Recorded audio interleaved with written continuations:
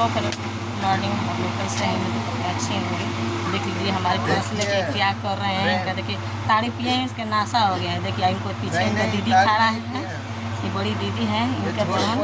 आदत है इसका बचपन का, वो हमारे नंदोई हैं, आदत है। ये नंदोई हैं। देख लीजिए नाशा में है।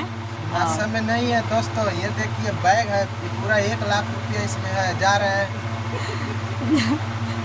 मार्केट का, छोटी कौड़ी नहीं, 1 लाख रुपया लेने अभी जा रहे हैं मार्केट का।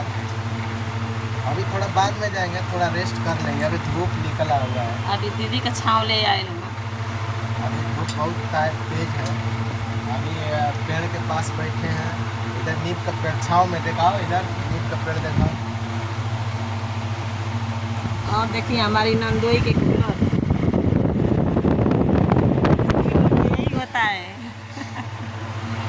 मिस्त्री कभी भी अच्छा सामान नहीं यूज करता है, अच्छा सामान बेच के पैसा कमाता है, खराब को यूज करता है दोस्तों। देखिए हमारे नंदोई कितनी मस्ती में सोए हैं।